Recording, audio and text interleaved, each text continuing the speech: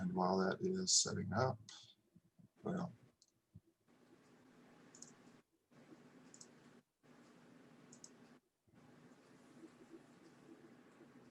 and while it, okay, let's get PowerPoint up. You all see that? Nope, you don't see it. Don't answer that. Hold on. Because I didn't hit the right button. See it now?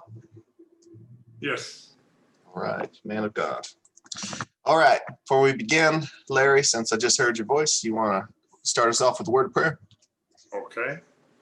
Thank you, Heavenly Father, for another beautiful day, and thank you for your love, and thank you for all that you do for us. And Lord, we thank you for the opportunity that we have to get back into the church this Sunday. It will be great to see our church family, and we pray that it will continue and that we could keep it going for many years to come. And we also thank you for the safety that you have given us, and we pray that you'll continue with that. Lord, as we study here tonight, that we would gain the knowledge that we need to overcome the many evils that we may have to fight within ourselves. And Lord, give us the strength. Be with us, guide us in everything we do. For this is our prayer in Christ's name. Amen. Amen. All right. So, story on this lesson. It's in the line of what we're going to be talking about. I was only going to teach 3 lessons on Elijah and Ahab, and I was reading. See, I've been reading some books alongside, and I was reading this one. It's by Michael Whitworth. It's called How to Lose a Kingdom in 400 Years. It's a guide to 1st and 2nd Kings.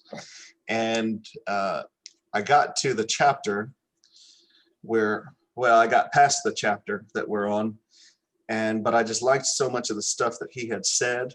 I said, you know what, I'm gonna go ahead and teach a 4th lesson.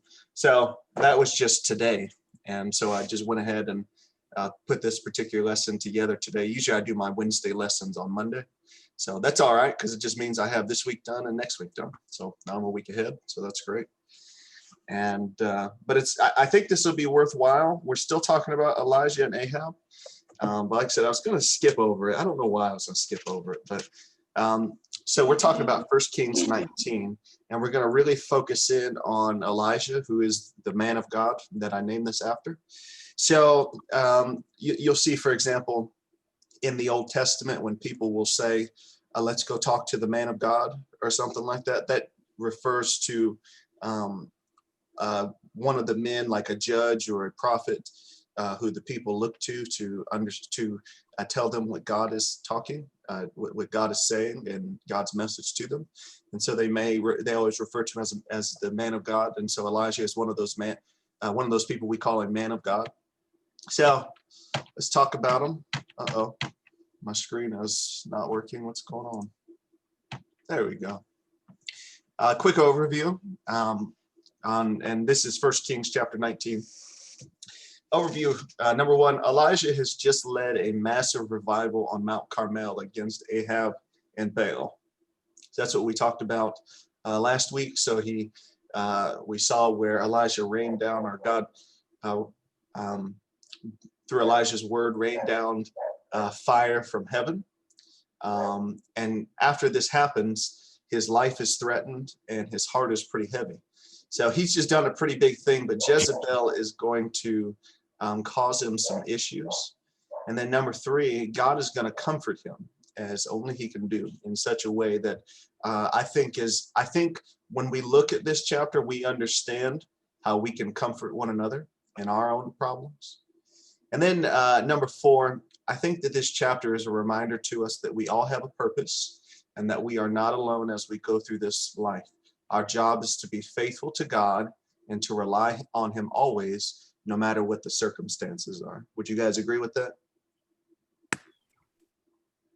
Yes. Yes. All right. Now let's talk about what's actually going to happen. Now, number one actually happens in chapter 18, so we're going to actually start there. But it's going to rain. And remember, it's not rained for 3.5 years. If you remember in 1 Kings 17:1, Elijah says that it's not going to rain until it happens at his word. And it says in the 3rd year, by the time you get to chapter 18 and verse 1, it mentions that it's going to rain in that 3rd year. And then once you get to Jesus, Jesus mentions that it takes a total of 3.5 years. So obviously that's pretty bad. No rain for 3.5 years is serious. And does anybody remember why God stopped the rain? Anybody want to take a guess? Disobedience by the children of Israel. Yeah, but it was a little more specific than that. Worshiping false gods. Yes, that's what they did. But there was a reason God stopped the rain. He could have punished them in a lot of different ways. Anybody remember? To prove that Baal was not what he claimed he was. Good. So read a good answer. Baal they worshipped Baal as the storm god or the weather god. And so they believed that rain came from Baal. And so God stopped the rain basically to make Baal look bad.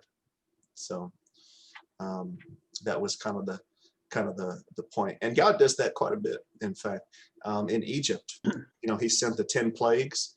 Well, those plagues were reminiscent of the gods that they worshipped. It was God's way of showing them that their gods were inferior. So, and obviously non-existent, but God gives his message in different ways. Okay, so that's how this lesson is going to start with. The rain is actually going to come after 3.5 years. Number 2, Jezebel is going to try to murder Elijah, and that's pretty serious. We'll talk about that. Number 3, Elijah is, typo there. Elijah is going to flee and wish death upon himself. So Elijah's going to hit a low point. He's going to, get to a point where he's basically depressed. Number 4, God is going to comfort Elijah with food and rest, as well as reminding him that he's not alone. So God is going to show a lot of patience with Elijah. Number 5, Elijah is going to find his strength and choose a successor to take his place as the time of his departure has come, as Paul said. And that's just another way of saying that he is not going to be with us anymore. But there's something special about Elijah not going to be with us, but we will talk about that later. All right, here's that verse that talks about rain. 1 Kings 18 and verse 45 says, this is Elijah talking. It says, in a little while, the heavens grew black, or excuse me, not Elijah talking. And in a little while, the heavens grew black with clouds and wind, and there was a great rain. And Ahab rode and went to Jezreel. So rain is finally coming down on the land of Israel. And it comes down at the perfect time. Right after, anybody remember what event we talked about last week? Right after what? Right after Elijah defeated the prophets of Baal on Mount Carmel, and then he slew all the prophets of Baal. Yep. So right after God has just made a mockery of Baal, then it begins to rain. There's a reason God holds out for that amount of time. There's a purpose behind it. And we should always see, that's what we need to do when we're reading the Bible. We should ask the question, not only what's happening, but why. Why is God doing this? And when we begin to ask those good questions, then we start to come up with these answers to these questions, right? And that's how you want to do when you're reading your Bible. Why would God do it this way? Well, there's always a reason. God doesn't do anything without a purpose. So, good. Rain's coming down at the end of chapter 18, but things are about to turn around. Jezebel threatens Elijah. 1 Kings 19, 1 and 2. Ahab told Jezebel all that Elijah had done and how he had killed all of the prophets with the sword. So this is Ahab's report to Jezebel, his wife. He's saying, hey, Jezebel, I just want to let you know, all of your prophets are dead. All 450 of them are dead. Then Jezebel sent a messenger to Elijah saying, so may the gods do to me and more also, if I do not make your life as the life of one of them by this time tomorrow. Now, why is it significant? Anyone want to take a guess? Why is it significant that Elijah killed all the prophets of Baal? Why is that significant? What was Jezebel doing?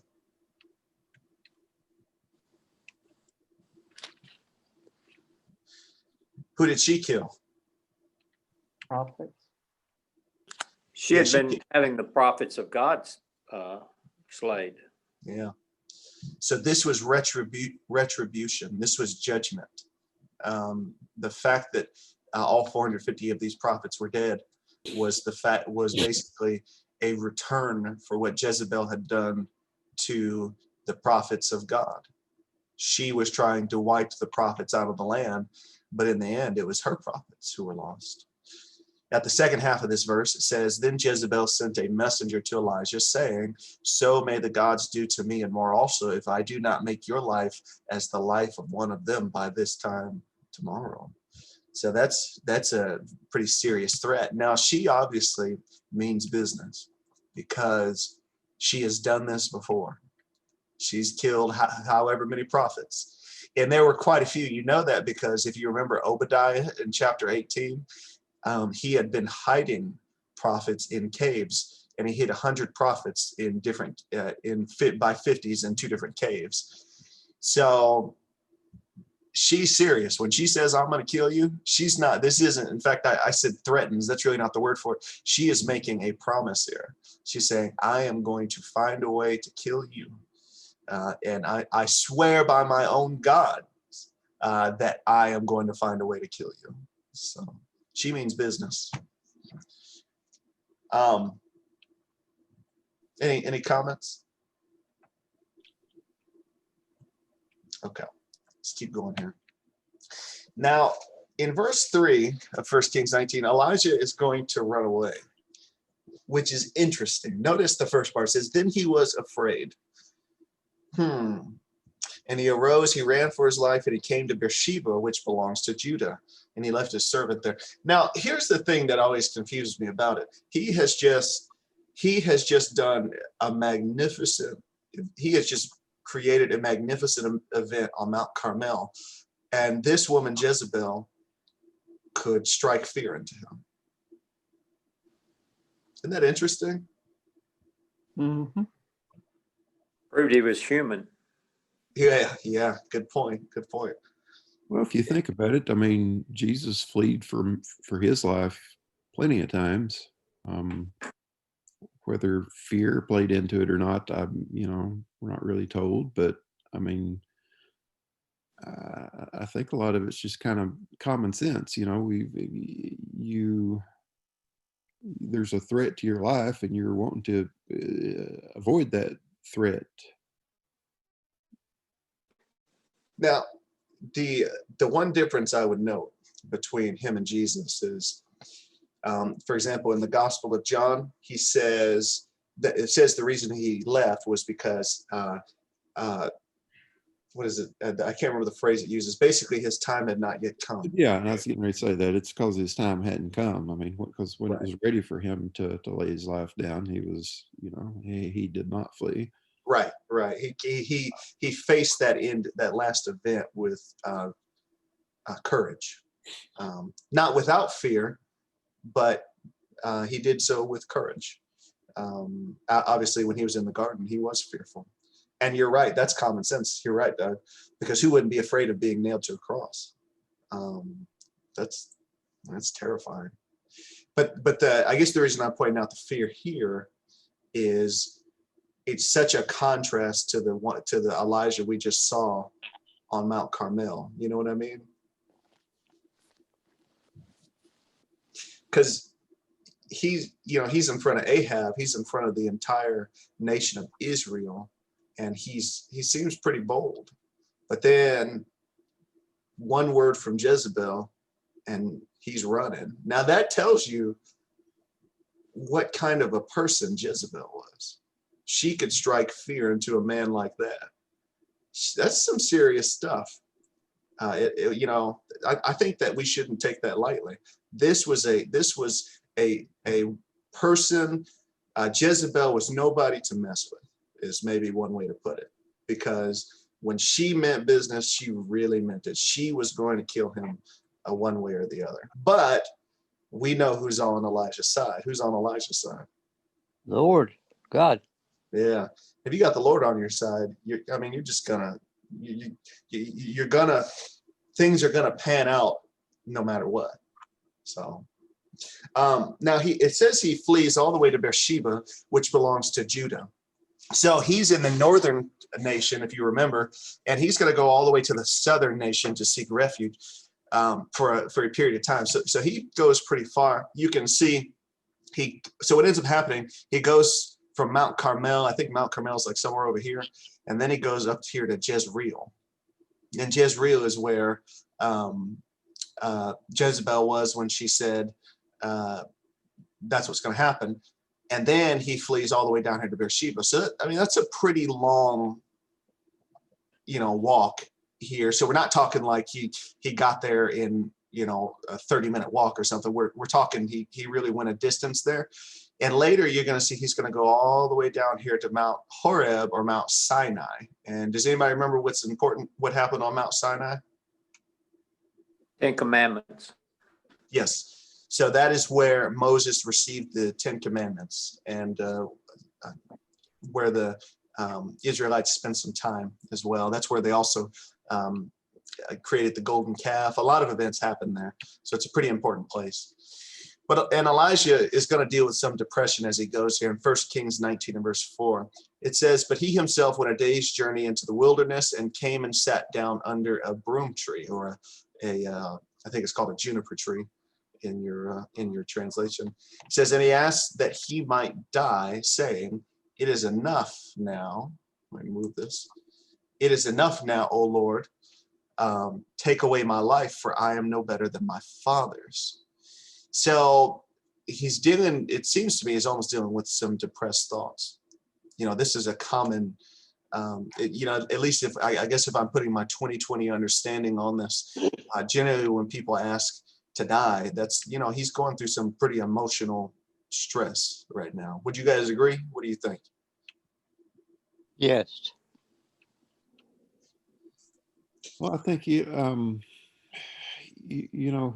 asking the Lord to go ahead and take his life from him, but that's the same thing that Jezebel is seeking. So it kind of makes you think that Jezebel is not just seeking to take his life, but to add quite a bit of suffering in there as well. I'm sure, Doug, she wasn't gonna make this an enjoyable event Right. at all. This was, I wouldn't be surprised if she wanted to make this a spectacle the same way he made a spectacle of Baal. And to say, hey, look, I got the prophet of the Lord, and his God can't help him now, something like that. So I agree with that 100%. This is, she is going to take his life, and she is not going to make it an enjoyable event at all. So it's interesting what he says here that kind of stands out. He says, "For I am no better than my fathers."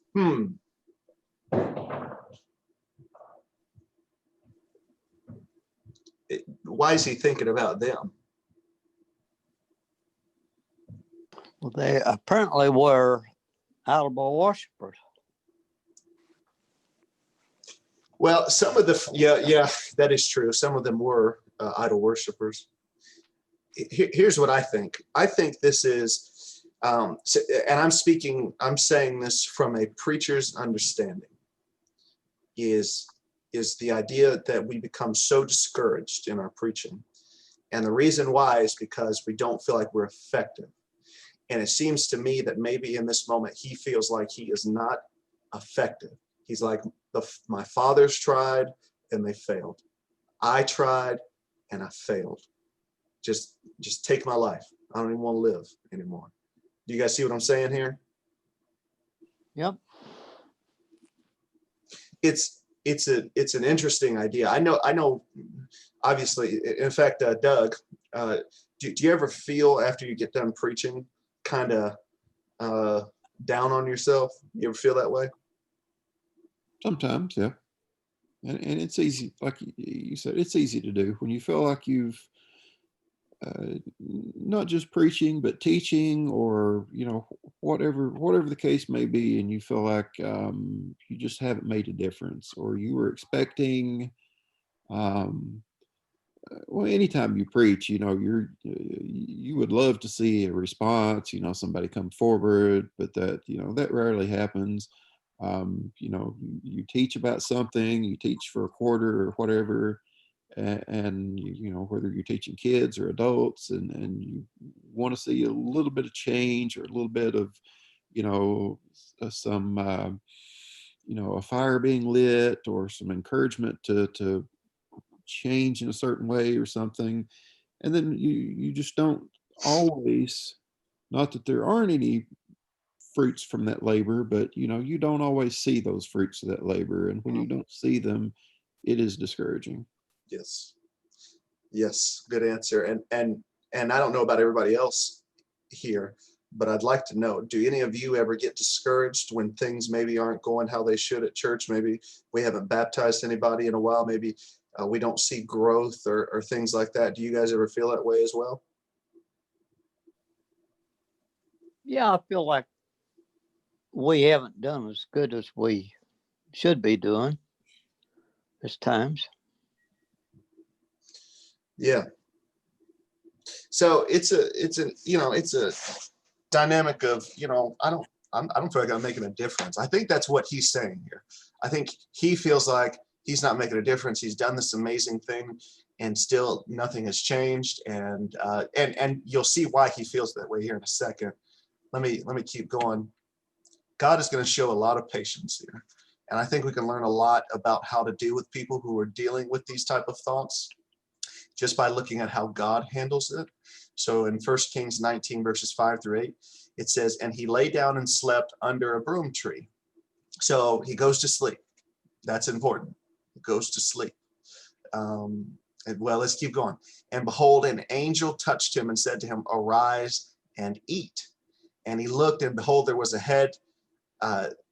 his head a cake baked on hot stones and a jar of water. And he ate and drank, and he lay down again. So he's slept. Now he's gotten up, he's eaten, he's laying down again. And then it says, and the angel of the Lord came again a second time and touched him and said, arise and eat. So he's going to wake up again.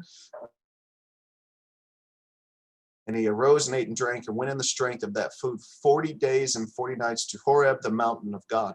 So the way God handles his question, so this is how he's feeling. He's saying, Lord, just take my life. I'm done. It's over. I don't want any more. I just kill me. And then God handles it not even by answering his question, rather by letting him rest and then providing for him food, letting him rest again and then providing for him food, and then sending him on his way. I think that is interesting. Is Lane in here? Maybe not. Okay. See, the interesting thing about this is, I don't know about you all, but when you are sleepy, do you all feel that your mood is different? Yeah. Most of the time you say, don't bother me, right? Yeah. Leave me alone. Yeah, leave me alone or go away. Or you just generally, you may not say that, but you just generally may not want to be around other people, right? Yeah. If you're tired and weary, you don't need to talk. You don't need to help nobody. Yeah, so or you don't want to. Yeah, being tired and weary can really change how we think. And here's something I was thinking about when I read this. I was thinking about Case, and I thought to myself, it's amazing to me how much giving him food and letting him take a nap can change his entire attitude.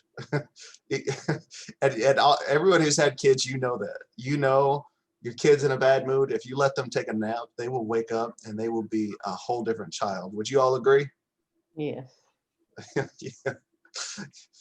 Sometimes with Kason, he just starts acting like a monster. And I'm thinking to myself, what's going on with this kid?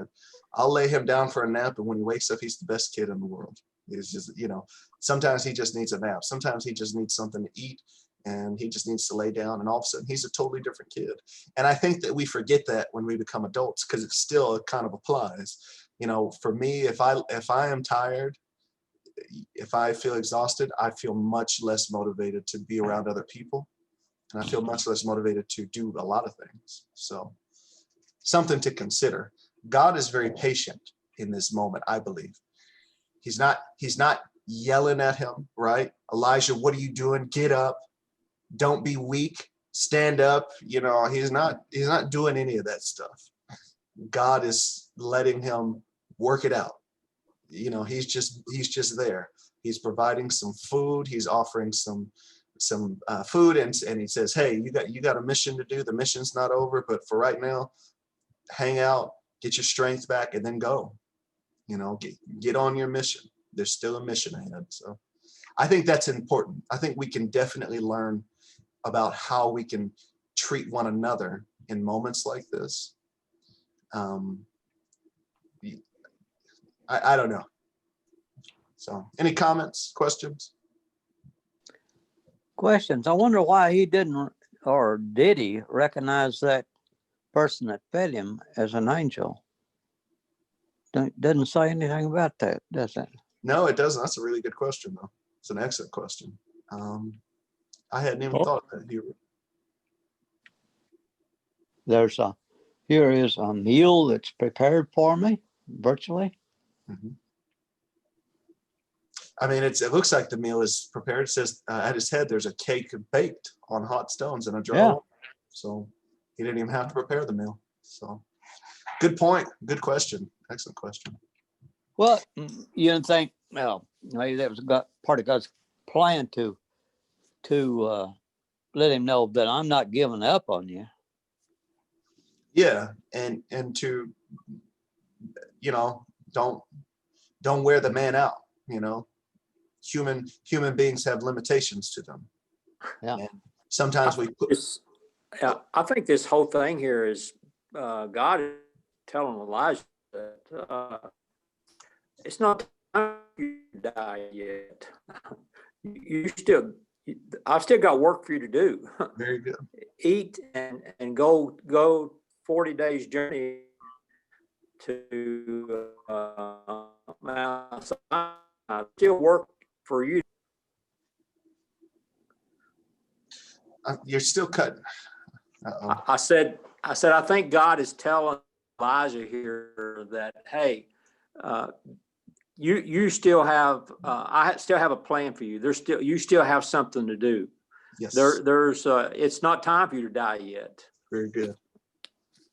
Very good. Very good. He still has a mission ahead of him. He's not done. He's not done. Excellent application. And we're going to talk about that at the end of this as well. Excellent.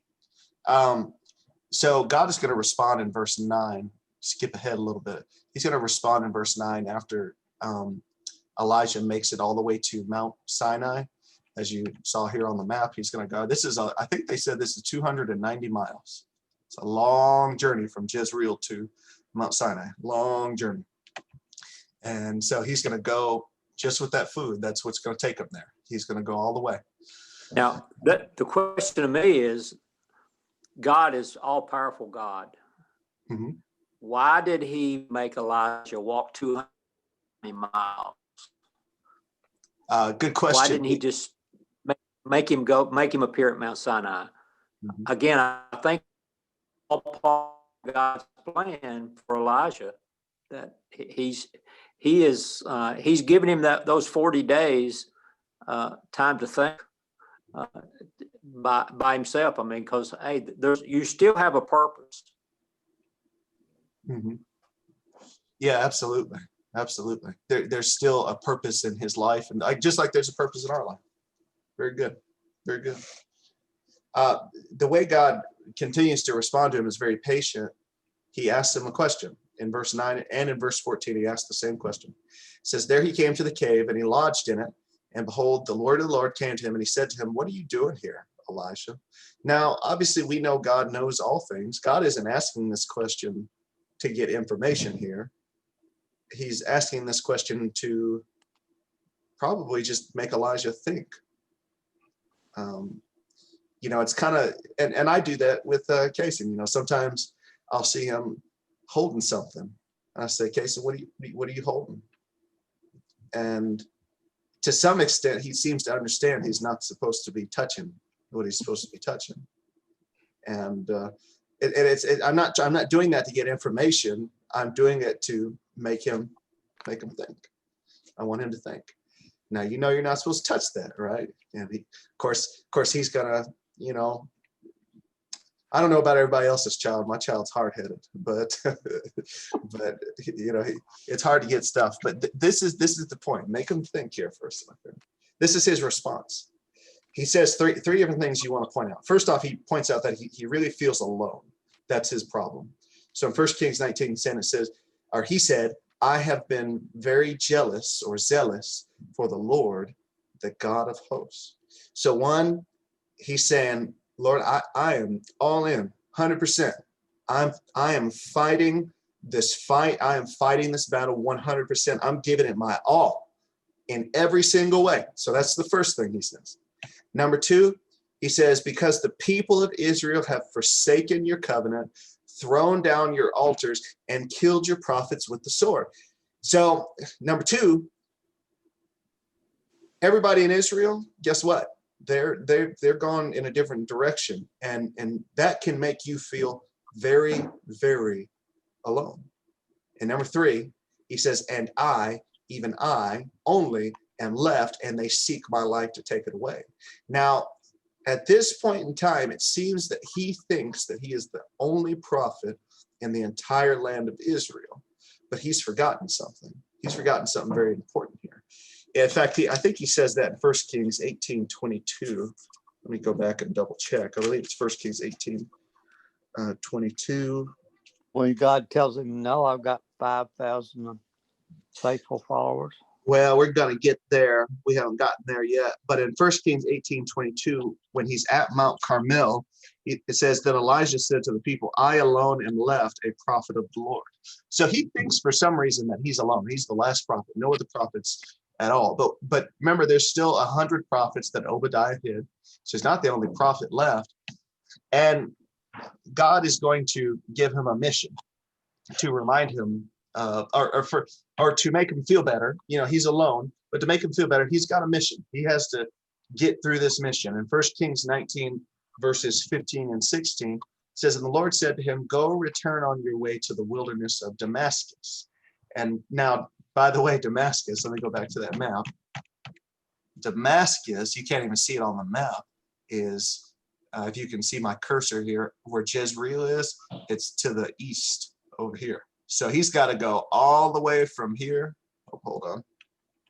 He's got to go all the way from down here, 290 miles, and then he's got to go east over here to Damascus. He's got a long way to go. So he gives him this mission. He said, go return on your way to the wilderness of Damascus, and when you arrive, you shall anoint Hazael to be king over Syria, and Jehu the son of Nimshi you shall anoint to be king over Israel, and Elisha the son of Shaphat of Abel Meholah, no idea, you shall anoint to be prophet in your place. So God gives him a mission. You've got to anoint different people, one in Syria, one in Israel, and you've got to appoint a prophet to take your place. Now, it's interesting here. What's really interesting to me is that he says you're going to anoint Hazael to be king over Syria. Why do you think that's interesting? That's not God's people. Yeah, good. Yeah, so Syria is not God's people, or not God's chosen people. But it's a reminder to us that God is not just the God of, for example, you and I. He's not just the God of Christians, is he? Nope. No. No, we're just the people who honor him. Christian people are his chosen, the ones who honored him and the ones who seek to honor him and to please him. But regardless of the fact that we are God's people, all people are ultimately God's people. All of them obviously have their origin in him. All of them enjoy the things that he gives, the rain and the sun and all those different things. So God is blessing all people regardless of whether or not they acknowledge him, whether or not they even hate him. they curse him each and every day, and yet God is still their God. So that's a reminder to us of that. He anoints someone to be king over Syria, and then he says, "Hey, you got to anoint Jehu, the son of Nimshi, to be king over Israel," and that kind of tells you, well, it means that Ahab ain't going to be king much longer, and you're going to see that soon. And then the fact that he says Elisha, the son of Shaphat, you're going to anoint to be prophet in your place. I don't know about you, but the first thing I'd be thinking is, well, what's going to happen to me? What's going to happen to me? If all of a sudden y'all at Fairfax said, "Hey, DeAndre, we need you to help us find a new preacher," I'd be like, "So what are you doing with me? Where am I going? No one has told me about this." But it's interesting. So he gives Elijah a mission, which is all important as well.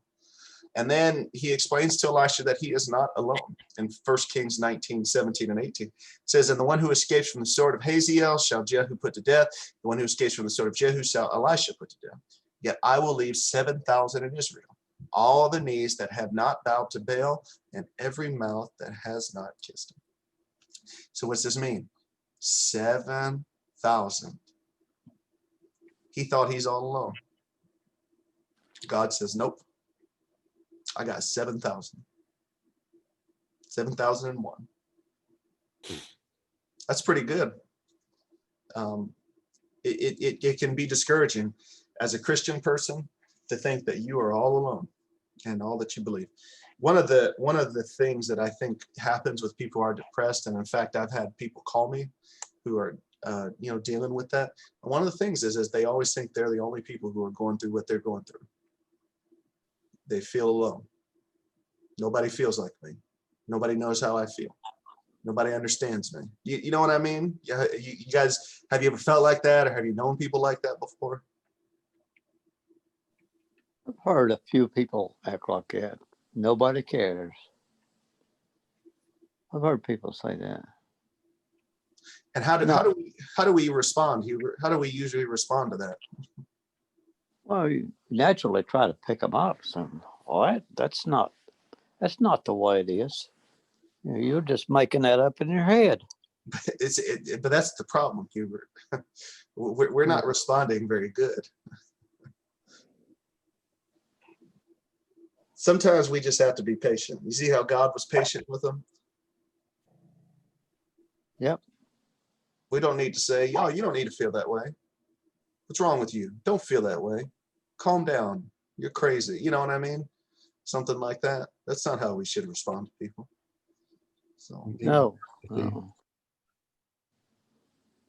somebody who was about to say something, I couldn't catch it.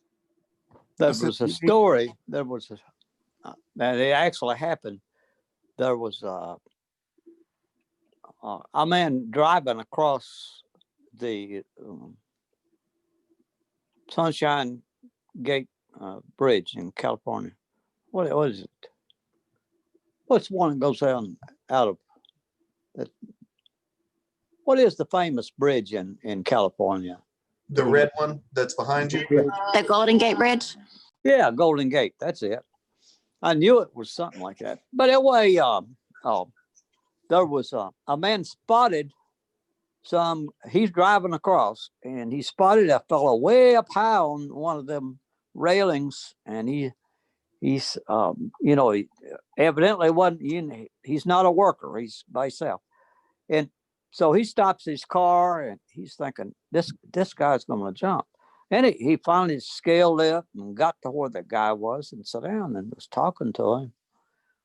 And they talked for a little while, and then they both got up and jumped. Now, apparently this other guy was thinking about it too, because they just got up and held hands and jumped. Now that actually happened. Well, my goodness. Yeah.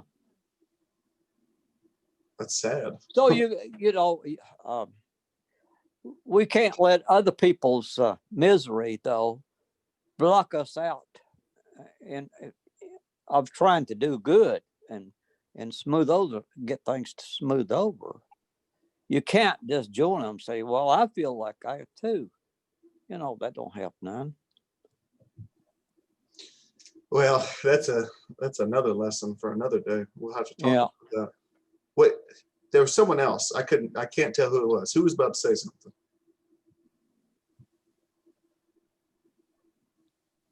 Okay. I don't know. I couldn't, I'm sorry. It crossed. I couldn't tell who was trying to say something.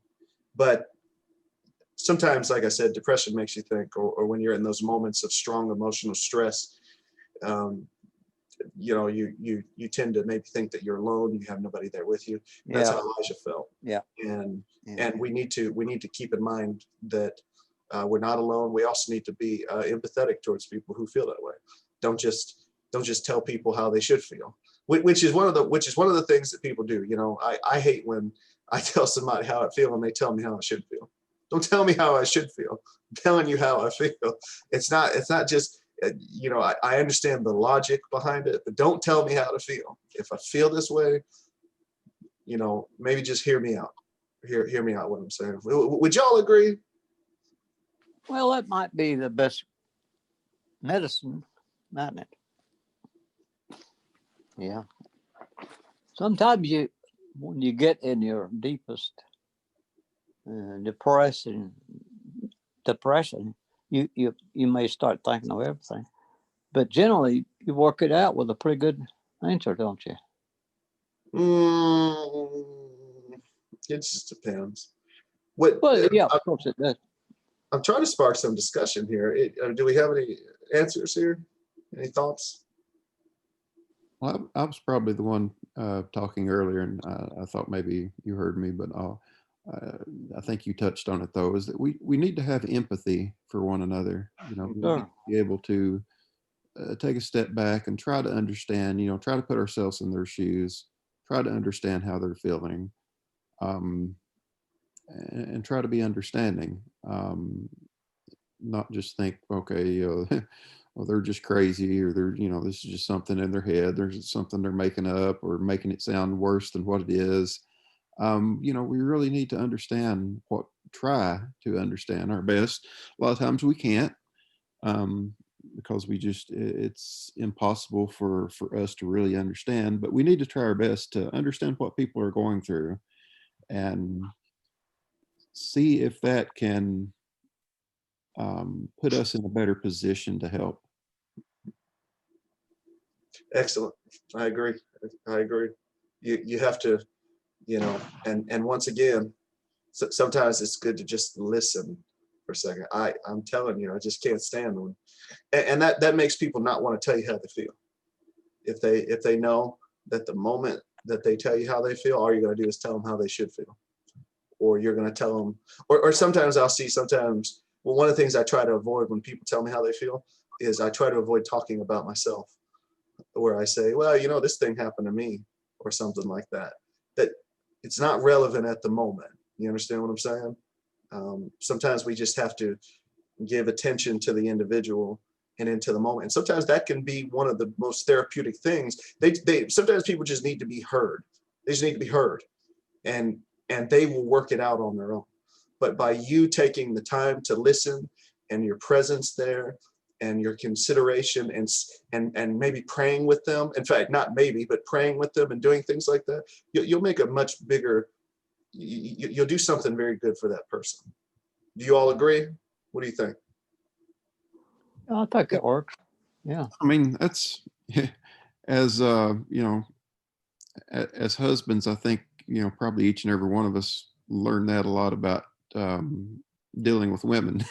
I think women come and they'll tell you a lot of things that are wrong, and as men, a lot of times, our reaction is, okay, well, let me fix it. Let me do what I can to fix it.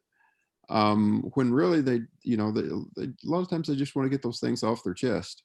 That's it. And it's not, of course, it's not limited to women. We just kind of, I do it too. So trust me. yeah, we see that, and I think that's one of those, from some of those differences in men and women. But that's the thing. Sometimes people just want to get some things off their chest. They want to be able to work it out themselves, but they want to, that talking and that getting the things out into the open and just talking about it is part of that process. Mhm.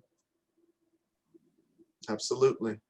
Absolutely. Very good. I don't want to dwell on that too long, but I think it's powerful how God handles this situation with Elijah. You know, not getting on to him, not yelling at him, not even using too many words, just allowing Elijah to work through these things, being there for him, speaking with them, asking these very simple questions. What are you doing here, Elijah? Things like that was very helpful. But to get to a broader point, Brother Rigney had brought up earlier, was that God was showing Elijah that his mission in life was not over. He still had something to finish here.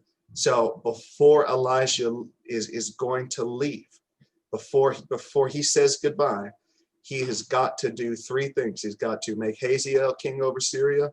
He's got to make Jehu king over Israel, and he's got to appoint a prophet in his place. And having done those three things, essentially those three things mainly, he's got a couple little small events here, but having done those three things, he will then have completed everything that God desires for him to do here.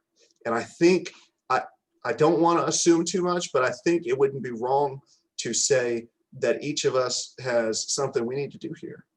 And so long as our purpose here as Christian people, we have that purpose here. So long as we have that, here we are, and we need to fulfill that purpose, and we need to seek to fulfill that purpose in our life. In fact, I don't know how many of you guys have ever heard of Charles Stanley. You ever heard of him before? Not me. Okay. Charles Stanley is a big time preacher. I don't agree with a lot of the stuff the man says, but he just retired at the age of 88, 87.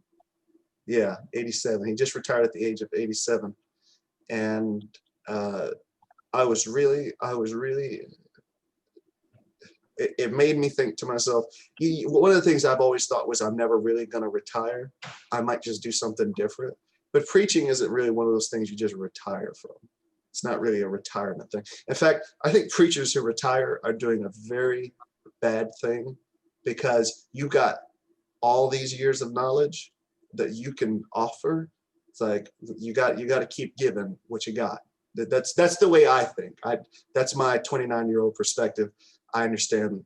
That's just my opinion. But at the end of the day, my thought is, if you've got 50 years of ministry, man, you still have a service to do to the church. And I was kind of thinking more and more about that. I said, I'm going to preach. My hope is to preach until I die. That's my hope. Till the day that I die, I want to preach. If I live to be 100, I'm going to preach till I can, for as long as I can. So anyways, a simple lesson, but I think we learn a lot from this chapter of the Kings. Isn't that good? Isn't this chapter powerful? What do y'all think? Yeah, really, it is. I was going to mention something else there a while ago about Jezebel. We talked about how mean and awful she was.